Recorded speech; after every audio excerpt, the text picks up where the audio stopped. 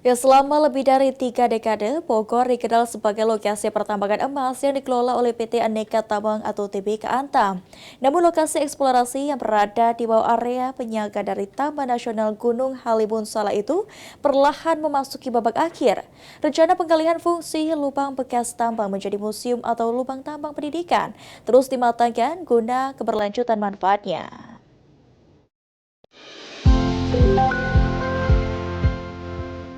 Tidak saja menjadi aset yang stabil untuk berinvestasi, emas ternyata juga dibutuhkan sebagai cadangan devisa bagi negara. Namun untuk menghasilkan emas berstandar London Bullion Market Association atau LBMA, butuh proses panjang dan terukur yang dimulai dari kegiatan penambangan. PT Aneka Tambang Antam melakukan tugas penambangan tersebut, memastikan sumber daya mineral emas Indonesia diperoleh dan diolah untuk memberikan dampak besar pada perekonomian tanah air.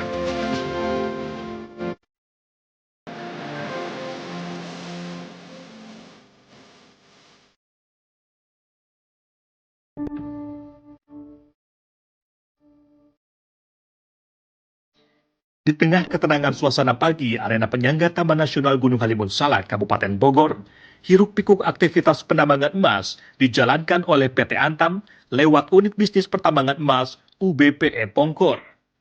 Setidaknya 300.000 metrik ton biji ore, batuan yang mengandung emas dan perak, dihasilkan dari proses underground mining atau penambangan bawah tanah setiap harinya. Cyanidation Works Unit Head UBPE Pongkor, Yudhistira Sudesno menjelaskan proses pengolahan emas di sini. Biji hasil penambangan dipecah hingga menjadi partikel sangat halus di pabrik pengolahan. Hasil grinding itu dilarutkan dengan cyanida guna memisahkan kandungan emas dan perak pada ore.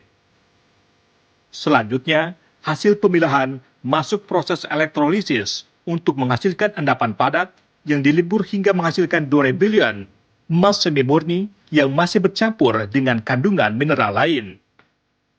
Durabilion itulah yang dikirim ke unit Antam di kawasan Pulau Gadung, Jakarta untuk dilakukan pemisahan antara emas dan perak serta pemurnian hingga menjadi emas yang layak dijual sesuai standar LBMA. Di Pongkor ini kadar emasnya yang masuk dalam pabrik estimasi sekitar 3 sampai 5 ppm. Seperti itu, atau 3 gram per ton or gitu. Jadi setiap ton emas yang kita olah itu menghasilkan 3 sampai 5 gram emas. Seperti itu. Dalam setahun pabrik kita ini bisa mengolah sekitar 1 ton emas per tahun. Walaupun saat ini mampu memproduksi emas hingga 1 ton per tahun, produktivitas tambang emas Pongkor mulai memasuki babak akhir.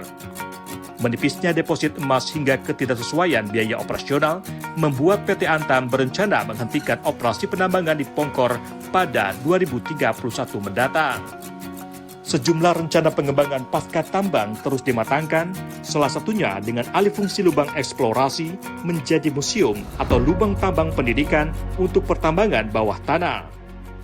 Langkah ini bakal memberikan manfaat keberlanjutan di tambang Pongkor, menurut Heri Prabowo, akademisi teknik pertambangan Universitas Negeri Padang, UNP.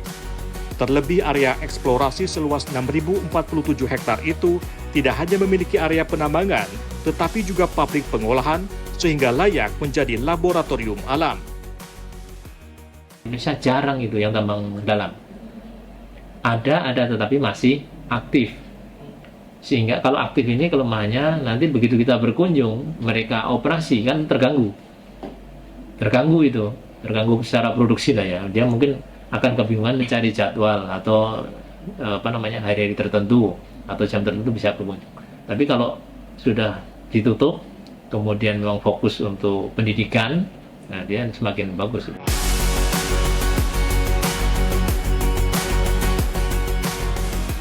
Selain alih fungsi lubang tambang menjadi museum, langkah pemulihan pasca tambang juga dilakukan PT Antam.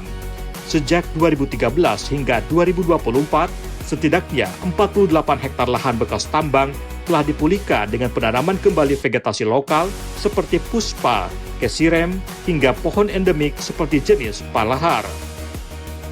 Saat ini, sekitar 70 hektar lahan pasca tambang sedang dalam proses pemulihan jelang penghentian operasi penambangan 6 tahun kemudian. Kurang lebih itu sekitar 70 hektar. Tapi ada beberapa yang memang harus direklamasi dan memang yang dipertahankan.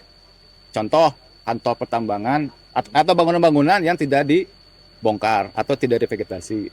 Jalan-jalan juga ada yang tidak revegetasi.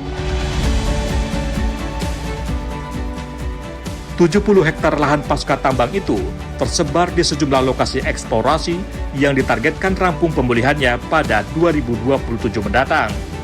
Dalam proses pemulihan, pemantauan intensif dilakukan selama 5 tahun pasca penanaman vegetasi guna memastikan pertumbuhan yang baik di lokasi itu. Dari Kabupaten Bogor, Jawa Barat, Pandi Yogari, Kantor Berita Antara, mewartakan.